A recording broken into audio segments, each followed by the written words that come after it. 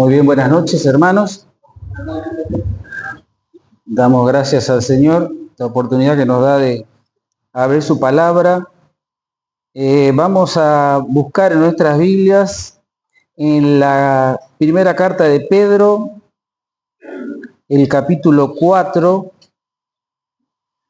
y el tema para esta noche es la voluntad de Dios en el sufrimiento. Ese es nuestro tema. Vamos a leer un pasaje, una porción en Primera de Pedro, capítulo 4, desde el versículo 12 al versículo 19. Esa va a ser nuestra lectura en esta noche. Primera de Pedro 4, empezamos en el 12, y el tema es la voluntad de Dios en el sufrimiento.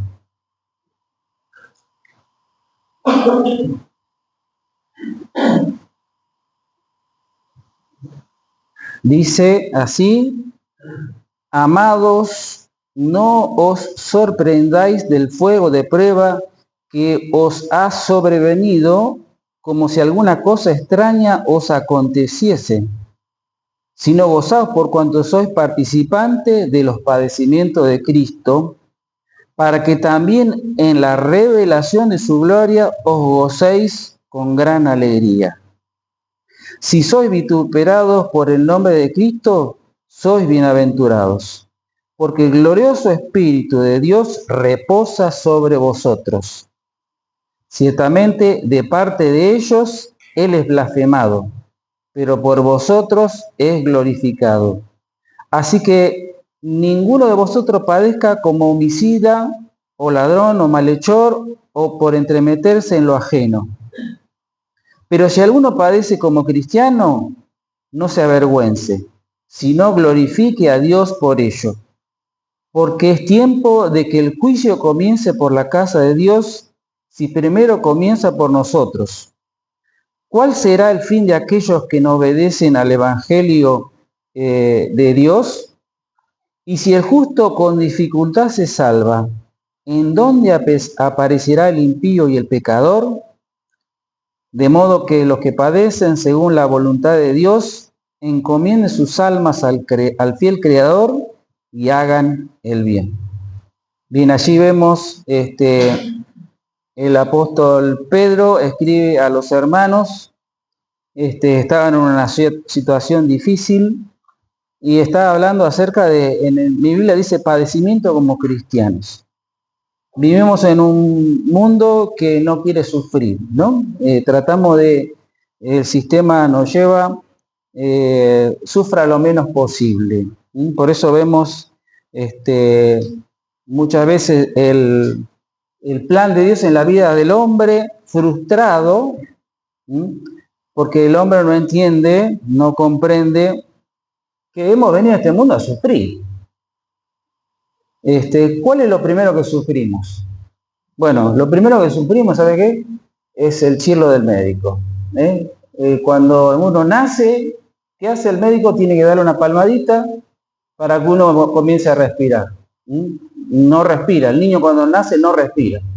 Entonces tiene que salir de su ambiente que perfecto, donde lo tenía su mamá, sus pulmones no los estaba utilizando, entonces tiene que ser un acto violento por parte del médico para que el niñito tome aire y comience, ahí empiece a respirar.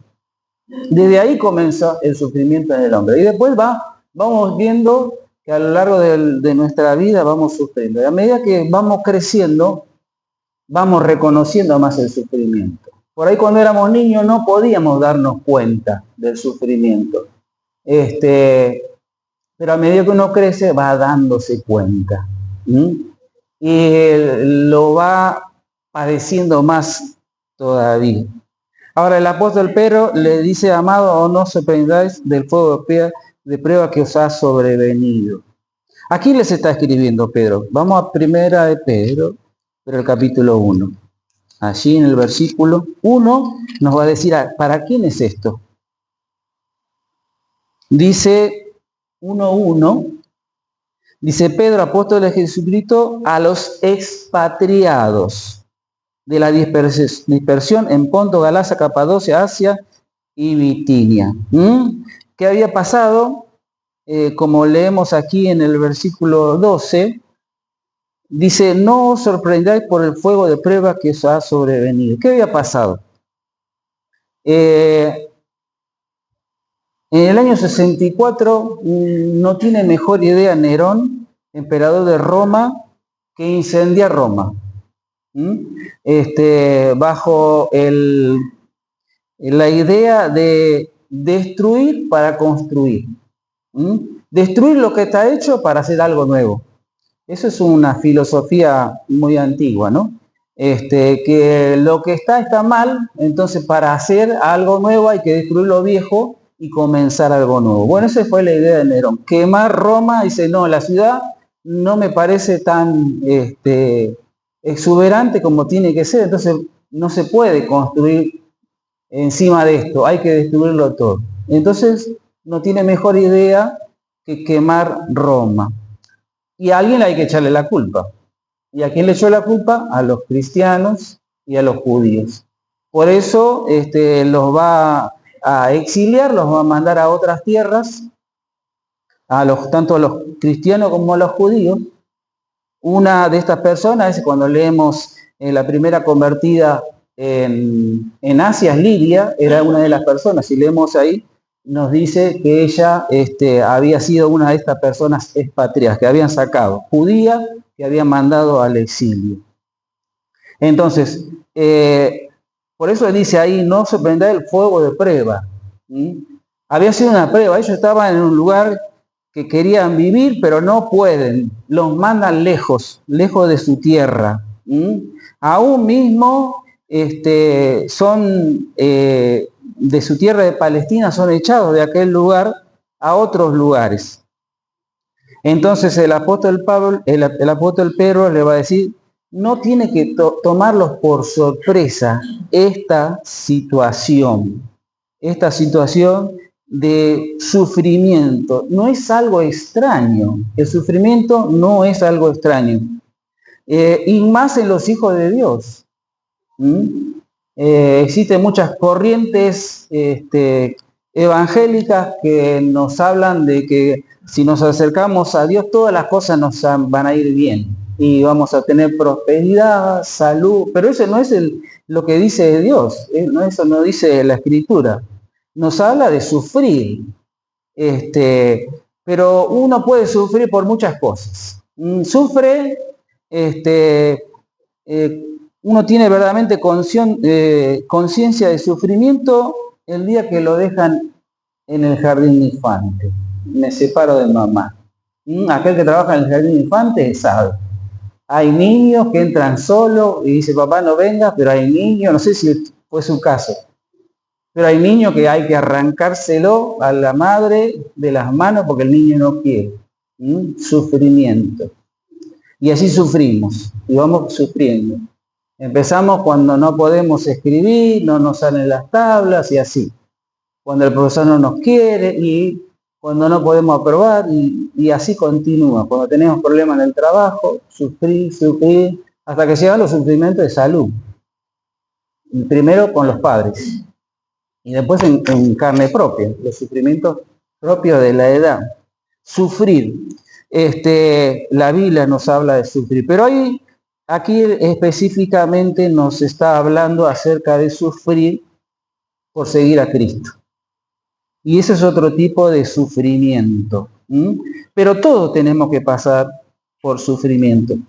Miren, los cristianos son exiliados, son mandados afuera de su tierra por esta idea de Nerón.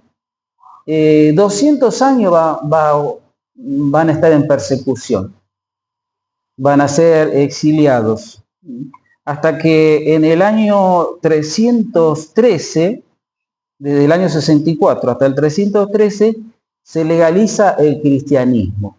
Allí un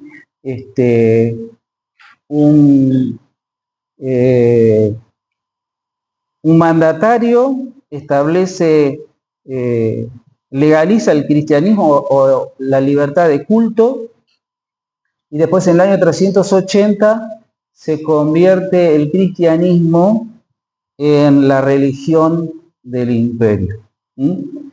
Tantos años tuvieron que padecer esta persecución. Esta carta está escrita en ese periodo, en las primeras partes de ese periodo de que el pueblo de Dios había sido exiliado, mandado a otras tierras.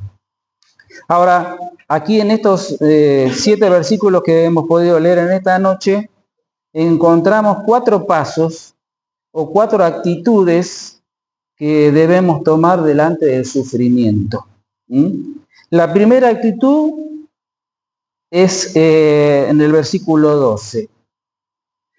Y la primera actitud es esperarlo. Tenemos que esperar el sufrimiento, porque el sufrimiento va a venir. En algún momento va a venir.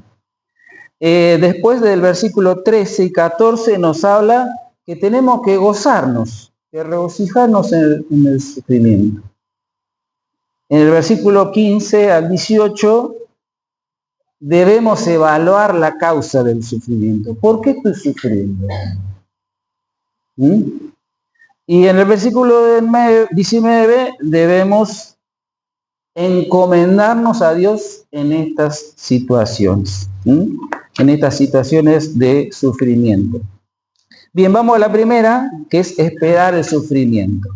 Versículo 2 dice: amados, os no sorprendáis del fuego de pruebas que os ha sobrevenido, como si alguna cosa extraña aconteciese.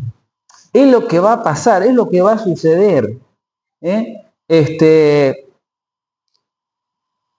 No había sido en balde esta situación.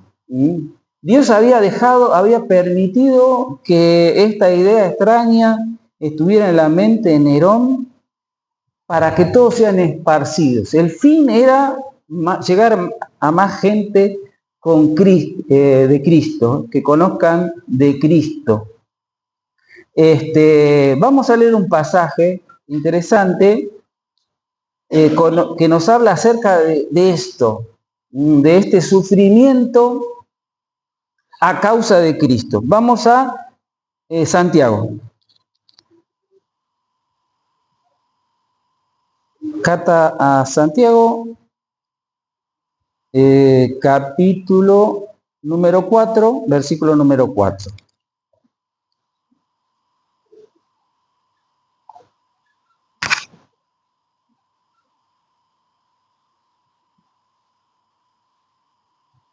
Dice: oh almas adúlteras, ¿no sabéis que la mitad del mundo es enemistad contra Dios? Cualquiera pues que quiera ser amigo del mundo se constituye enemigo de Dios. Hay un sufrimiento que va a padecer el cristiano por ser cristiano. Vivimos en un mundo alejado de Dios, en oscuridad, que trata de hacer su propia voluntad. El cristiano que verdaderamente quiere hacer la voluntad de Dios es una persona que va en contra de la corriente. El cristiano verdadero no puede ser neutral. Tiene que darse a conocer. A nadie le gusta que le muestren su pecado. Como decía, el cristiano no puede ser neutral. Tiene que dar una evaluación de la situación. Y cuando damos a conocer la opinión de Dios con respecto a todas las cosas, la persona se ofende. Entonces eso trae discordia, nos trae problemas. ¿Cuántas amistades hemos perdido? ¿Cuántas personas ya no nos invitan? ¿Cuántos dicen no quieren saber nada con nosotros? Es que el hombre natural vive en la oscuridad. Y el Hijo de Dios es luz. La palabra de Dios nos dice que la luz no se puede ocultar. Y cuando sale a relucir la luz que hay en el cristiano, el hombre natural rechaza. Y eso nos puede causar sufrimiento, y es causa de sufrimiento. Pero es la triste realidad. No podemos nosotros cambiar el corazón de las personas. Eso hace Dios. No podemos entrar en amistad con el mundo. Estamos para declarar la verdad de Dios en el mundo. Y esto muchas veces trae rechazo por parte de aquellos que nos rodean. Ahora, Dios nos da la fortaleza para poder sobrellevar esto. Y Dios nos aclara por medio de su palabra que parte de la vida cristiana es padecer esto. Vamos a leer en Efesios capítulo 6. Efesios capítulo 6, versículo 13. Dice, por tanto, tomad toda la armadura de Dios para que podáis resistir el día malo y habiendo acabado todo esto, estad firme. Es una lucha. Es una lucha el presentar el Evangelio de Cristo. El mundo está en enemistad con Dios. Entonces no va a recibir de buena manera el Evangelio, por supuesto. Ahora, la palabra de Dios nos llama a revestirnos de justicia, de paz, tomar la fe, para que podamos estar firmes en estas situaciones, para poder cumplir así la voluntad de Dios. Vamos a Primera de Juan capítulo 5. Meditamos en esto hace un tiempito con los jóvenes. Primera de Juan 1, Primera de Juan 5, versículo 4, dice 5:4, porque todo lo que es nacido de Dios vence al mundo. Y esta es la victoria que ha vencido al mundo, nuestra fe. ¿Quién es el que vence al mundo? Sino el que cree que Jesús es el Hijo de Dios. Es una lucha presentar el Evangelio.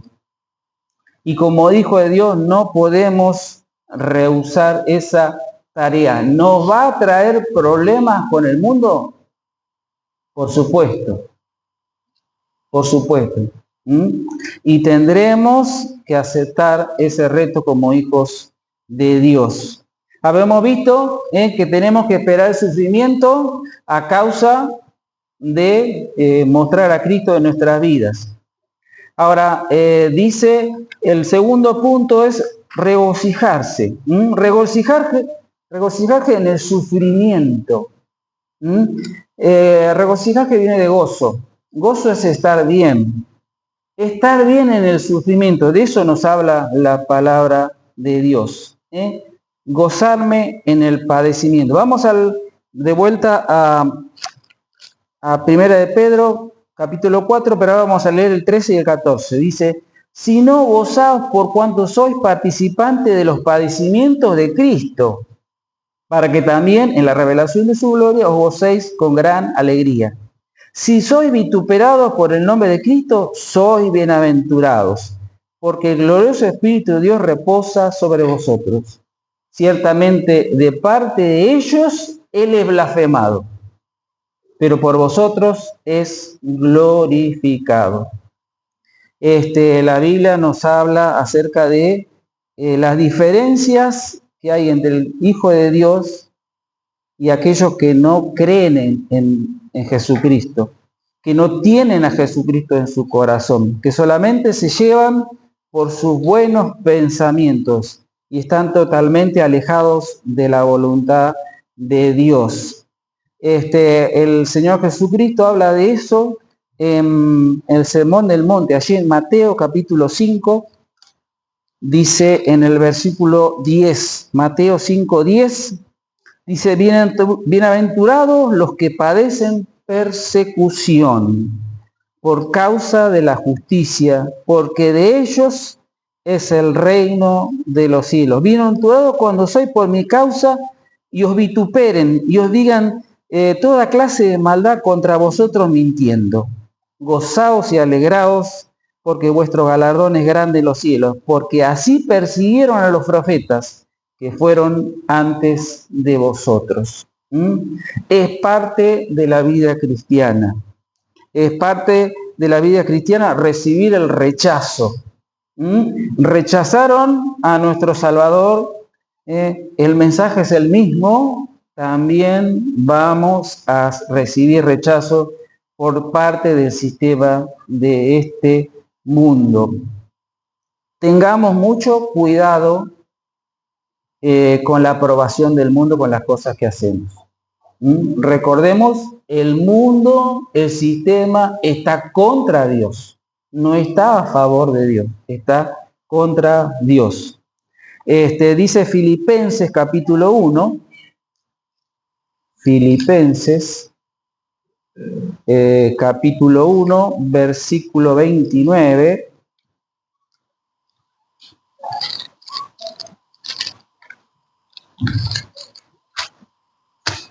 Dice, porque a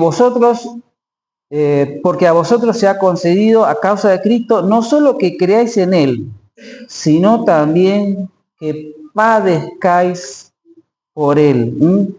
Debemos padecer, sufrir a causa de Cristo por estar en contra de este sistema que lo que quiere es hacer al hombre estar en el error, en la equivocación. Ahí decía el versículo 14, volvemos a primera de Pedro, sois bienaventurados porque el glorioso Espíritu de Dios reposa en vosotros. El Espíritu nos va a dar esa felicidad que necesitamos a pesar de estar en estas situaciones. Un ejemplo en la vida de los apóstoles, allí en Hechos de los Apóstoles, capítulo 5, Hechos de los Apóstoles, capítulo 5, habían estado los apóstoles, Juan y Pedro, entregando el mensaje de Dios, son encarcelados, milagrosamente un ángel los libera. ¿Qué es lo que hacen? Inmediatamente van al templo a dar el mensaje, son vueltos a llamar, les advierten que no hagan eso, y su contestación dice 5:41, dice, y ellos salieron de la presencia del concilio gozosos de haber sido tenidos por dignos de padecer afrenta por causa del nombre. Si leemos el número 40, dice que los azotaron. Fueron azotados, fueron advertidos, pero ellos, a pesar de esa situación, salieron gozosos de hacer el trabajo por el cual Dios los había llamado, entregar la palabra de Dios. Gozosos de hacer el trabajo para Cristo a pesar de las adversidades. Allí en el versículo 14 de 1 Pedro 4, dice, ciertamente de parte de ellos es blasfemado, pero por vosotros es glorificado. Cuando entregamos la palabra de Dios, cuando hacemos conocer la verdad de Dios, la mayoría de las veces hay rechazo. El otro día escuchaba a una persona, me decía, fuimos al hospital y estábamos entregando, fue con nosotros una jovencita, no tiene 20 años todavía, y dice, entró en un cuarto, no me di cuenta, entró sola, y cuando entró el hombre que estaba adentro, con cara mala, con una voz muy fea, dice, la echó del lugar. y después cuando volvíamos, dice, me comentaba que estaba muy triste por la situación, muy herida por la situación, por el rechazo. No, cuando le dijo que iba a hablar de Dios, el hombre hubo un total rechazo. Aquí la palabra de Dios dice que de parte de los hombres Dios es blasfemado. Mire cómo, qué efecto tiene la palabra de Dios. Por la misma palabra para algunos es una afrenta. Está enfrentándose con Dios. Está oponiéndose, está blasfemando a Dios. Pero la misma palabra por otro, Dios es glorificado. El efecto que tiene. Glorificamos a Dios cuando hacemos la tarea. El hombre maldice a Dios con el mismo mensaje, rechazándolo. Dice la palabra de Dios acerca de vituperados, que la palabra es censura. Cuando queremos entregar, somos censurados. No quiero saber nada con Dios, dice el hombre. No me hablen de Dios. Es una censura con dureza. Y blasfemia es un agravio, es un insulto a Dios. Y así está el corazón del hombre, endurecido a causa de su pecado. Entonces habíamos visto que había que esperar el sufrimiento, que teníamos que gozarnos en estar bien en el sufrimiento. Y el tercero, que es del versículo 15 al 18, tenemos que evaluar la causa. ¿Por qué sufrimos? Y bueno, sufro porque sufro. No, no es así. Hay que evaluar la causa. ¿Por qué estoy sufriendo? Dice así que el versículo 15, así que ninguno de vosotros padezca como homicida, ladrón, malhechor o por entremeterse en lo ajeno. Pero si alguno padece por cristiano, no se avergüence, sino glorifique a Dios por ello. Hay cosas que padecemos por nuestros errores, por nuestras equivocaciones. Hicimos mal. Nos equivocamos y tenemos que pagar las consecuencias. ¿Por qué me está yendo como me va? Porque Dios quiere. Pero ¿qué estoy haciendo mal? ¿Estoy haciendo mal o estoy haciendo bien? ¿Estoy en lo correcto? ¿Estoy en la voluntad de Dios o no estoy haciendo la voluntad de Dios? Y me va así porque no estoy haciendo la voluntad de Dios. Entonces tenemos que evaluar la situación. ¿Por qué estoy padeciendo? Dice, no hagamos eso, ¿no? Y ahí está la lista. Homicida, ladrón, malhechor. Dice, por entremeterse en lo ajeno. Y de eso nos habla la palabra de Dios. Dice que el que milita en los negocios de Dios no tiene que militar en otra cosa. No tenemos que inmiscuirnos en asuntos que no nos corresponden. De eso nos está hablando la palabra de Dios. No nos metamos en negocios por los cuales no tienen que ver con el cristiano. No hagamos cosas fraudulentas en contra del Evangelio de Dios. De eso nos está hablando la palabra de Dios. Nos queremos meter en cosas que no nos corresponden. Muchas veces por ser buen amigos tratamos de ocultar el error, el pecado de alguno. No nos corresponde. No nos corresponde. Como hijo de Dios tenemos que declarar la verdad.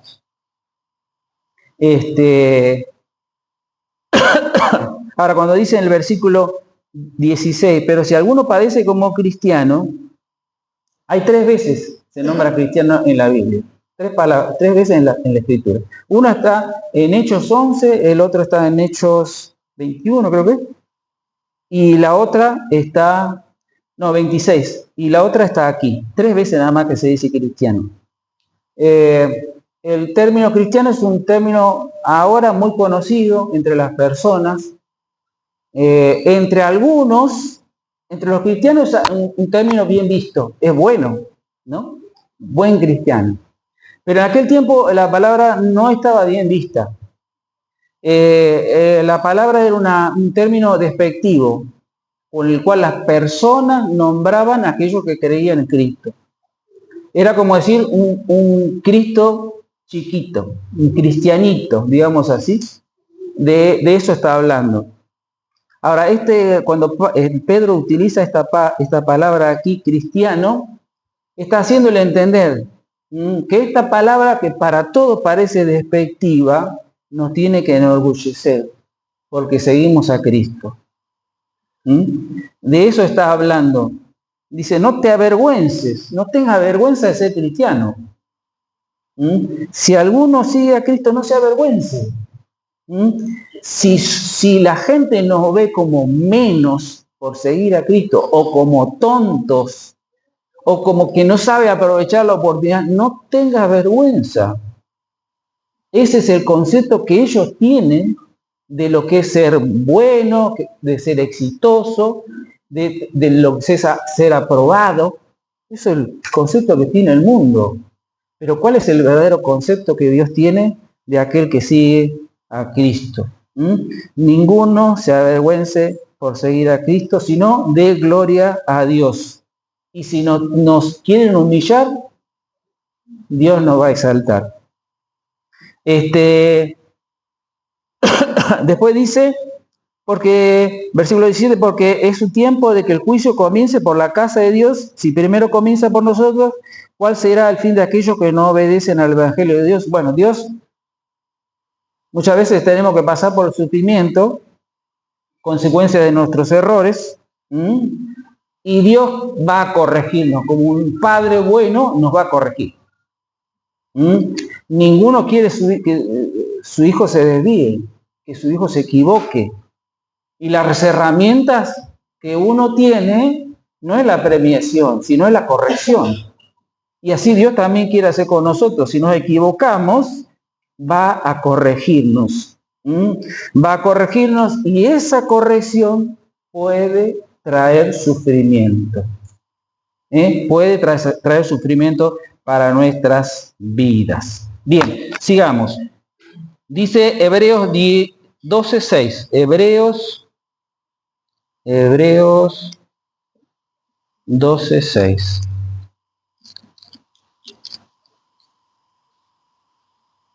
Hebreos 12:6 dice: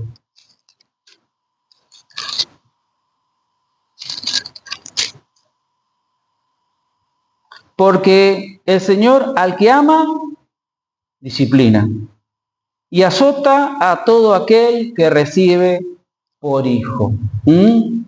Están los hijos obedientes y los hijos desobedientes. Y estamos los hijos desobedientes. Y muchas veces hay que corregirlos. Con vara. ¿Cuántas veces le dieron cuando era chico? Un montón de veces. Un montón de veces. Muy rebelde en mi niñez. Pero todo eso que hacían mis padres era por mi bien. Bueno, Dios también así. Nos corrige, tenemos que sufrir las consecuencias de nuestros errores, pero es por nuestro bien solamente. No es para destruirnos, sino es para que recapacitemos, entendamos y nos corrijamos. Dice versículo 18, y si alguno con dificultad se salva, ¿en dónde aparecerá el impío y el pecador? Y el versículo 19 dice, de modo que los que padecen según la voluntad de Dios, encomienden sus almas al fiel Creador. Encomendemos. Encomendar. Encomendar es un término bancario. Y ese término quiere decir depositar. Encomendar es depositar. Uno cuando va al banco tiene un dinero y dice que la verdad sobresale el colchón, está muy grueso el colchón. Entonces, ¿qué voy a hacer? Tengo miedo. Puede entrar algún ladrón, agarro el billete, voy, lo llevo al banco, ahí tiene una caja grande, hay policía, hay cámara y me van a cuidar la plata. Entonces lo deposito y lo dejo ahí para que no vaya a pasarle nada mal. Lo van a salvaguardar. Ahora la palabra de Dios dice aquí que debemos encomendar, depositar nuestra vida, está hablando, depositar nuestra vida en Cristo, en Dios. Él es poderoso. Él es poderoso para salvaguardar nuestra vida. Vamos a Segunda de Timoteo. Segunda de Timoteo, capítulo 1.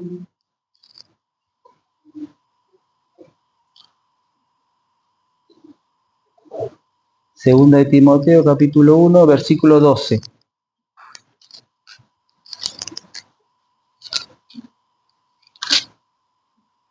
Dice, por lo cual asimismo padezco esto.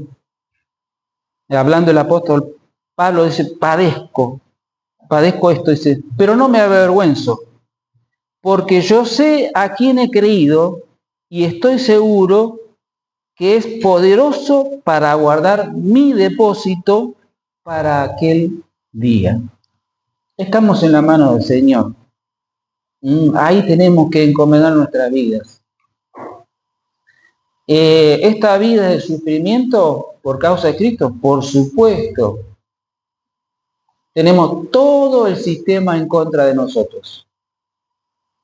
Un sistema bien aceitado, bien pensado, para hacer perder al hombre. Y aquí estamos, un puñado de gente nada más, con el propósito de que esta gente se despierte. Que estas personas puedan comprender el mensaje de Dios, puedan conocer a Dios, tengan la opción de tomar una decisión, ¿qué hacer? ¿Seguir en su oscuridad o ser resplandecido por la luz de Dios? Y esa tarea no es fácil. Y esa tarea va a traer muchas veces, nos va a traer sinsabores en la vida cristiana. Pero no tengamos miedo. Dios nos habla a seguir adelante, a estar confiados en Él y a saber que esto tiene que suceder. El rechazo tiene que haber. El hombre no va a aceptar de buena gana la palabra de Dios. Pero en algún momento de su vida va a recapacitar, porque Dios le va a dar la oportunidad. Quiera Dios que nos ayude a cada uno de nosotros a comprometernos, a saber que es parte de la vida misma del cristiano el sufrir, pero no tener miedo, saber dónde está nuestro depósito, como dice Pablo. Allí está guardado, estamos guardados para Dios. Pero en el tiempo que nos transcurra vivir en este mundo, que ese sufrimiento no nos frene, sino que nos aliente a seguir adelante, llevando adelante el Evangelio de nuestro Salvador, el Señor Jesucristo. Amén.